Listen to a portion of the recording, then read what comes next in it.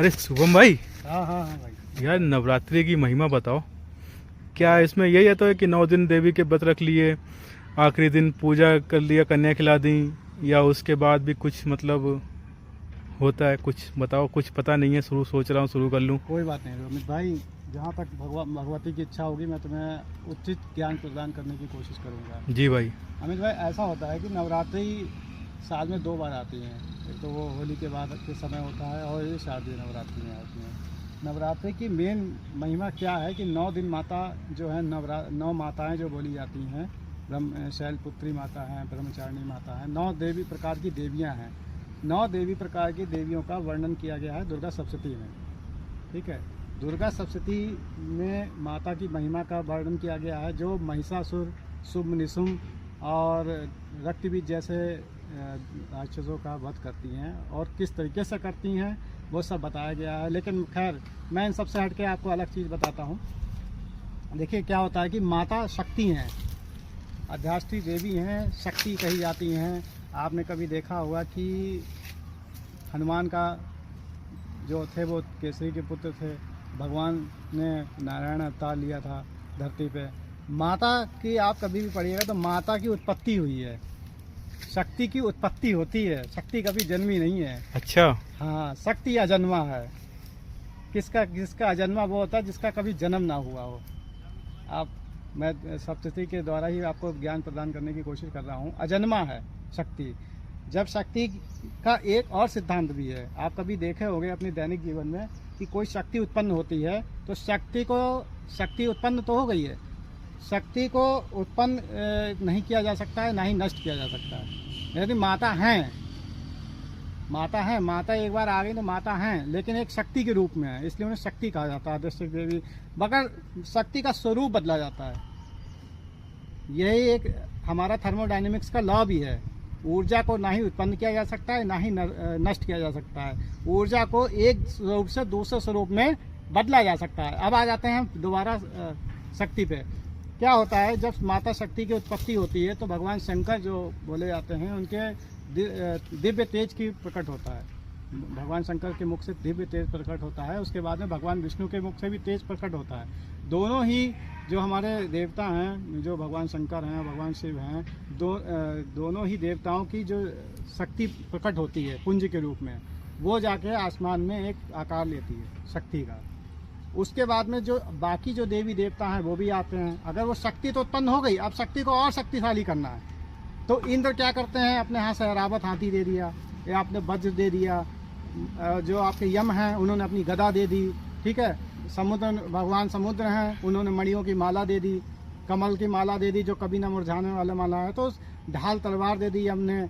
इस तरीके से शक्ति स्वरूपा जो माता प्रकट हुई हैं, उन्हें अलग सभी देवी देवताओं ने, जितने भी देवी देवता हैं हमारे, सभी ने अपनी अपनी जो अमोघ शक्ति होती है, जैसे अमोघ शक्ति कह सकते हैं। जैसे भगवान शंकर की अमोघ शक्ति क्या है?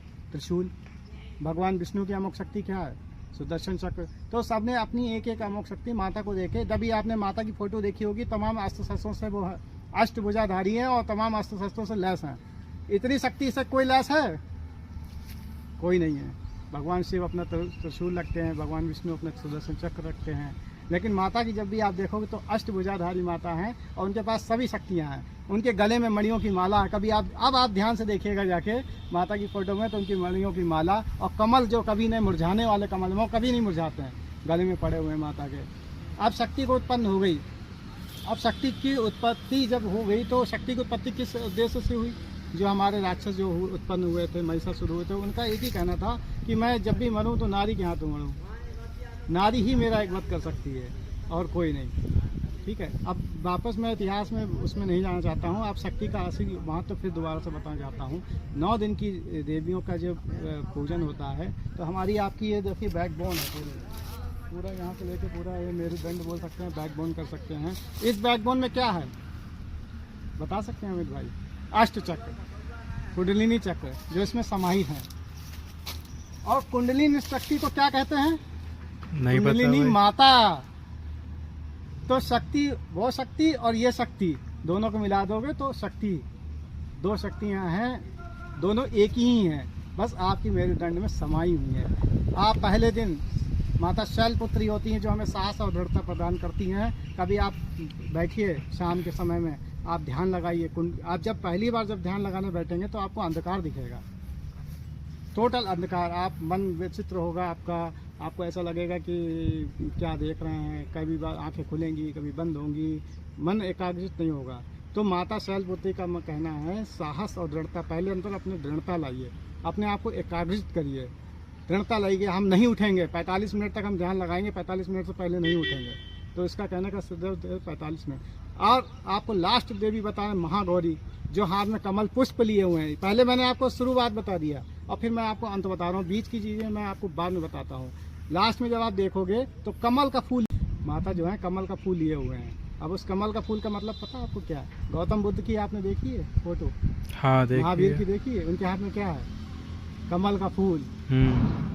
महात्मा बुद्ध हो गए या महावीर हो गए, इन्होंने 14 वर्ष जो तपस्या करी है, जो तपस्या यहाँ की, तो इनका जो कमल मस्तक था, यहाँ पे माता का वास है महागौरी का, कमल खिल गया, यानी ज्ञान की प्राप्ति हुई। नीचे से आप चले थे शैलपुत्री से, जो साहस और दृढ़ता से जो आपने लिया था कि मुझे कुंडलिनी पे अपनी काम करना है, शक्ति को जागृत करना, तो सबसे पहला क्या था? साहस और दृढ़ता के साथ आपने कुंडलिनी की शक्ति को जागृत करने की कोशिश करी और लास्ट में आपको क्या मिलता है? कमल खिलता हुआ। और कमल का मतलब होता है कि आप पूरी तरीके से हल्का गए हैं, आपका शरीर हल्का गया है, आपको दिव्य शक्तियों की प्राप्ति हो चुकी है, तब आप सिर्फ कमल के ही रहेंगे। बहुत बहुत शुक्रिया भाई, बहुत अच्छी ज्ञान जानकारी दी आपने, और आशा करेंगे कि आगे भी आप देते रहेंगे हम लोगों को। बिल्कुल, मैं आपको ज्ञान योग की और कुंडलिनी शक्ति के बारे में और बताऊंगा।